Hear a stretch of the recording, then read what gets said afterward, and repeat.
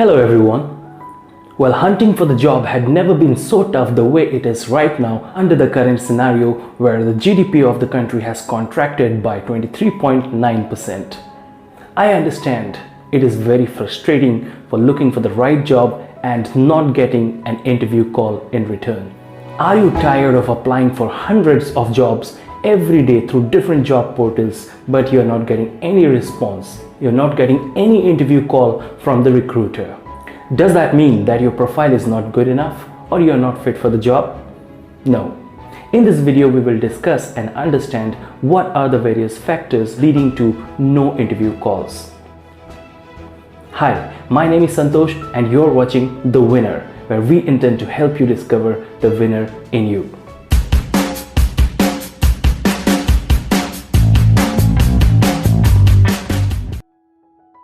Although it is less comforting, it may be helpful to know that it is not your fault. Unfortunately, the odds are against you in an online job search. Let us look at some stats to understand it better. An online job ad receives about 250 resumes on average.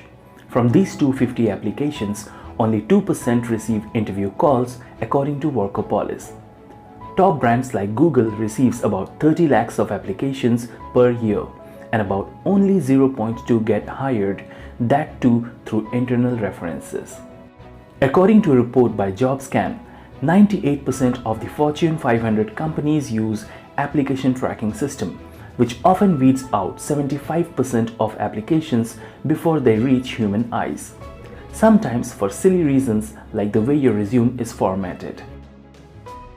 One study found that 50% of the jobs gets filled through internal references. These jobs are posted online only to fulfill the legal requirements. 50% of the requirements gets filled through references against only 3% through non-references. 70% of jobs are never posted, which means the only way to learn about them is through a connection. Now you know that networking plays an important role in lining you up with the desired job. Well, don't get disappointed. There are still a few things that you can do.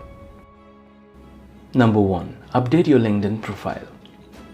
Ensure you have a professional photo. Result-oriented About section. Highlight your key strengths and achievements. Clean up your social media. Remove questionable content, if any.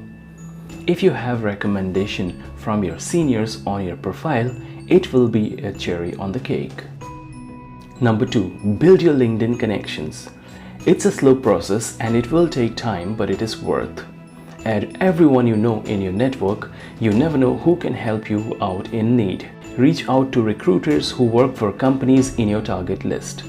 Sending a brief personalized message on what you value about their organization will do no harm.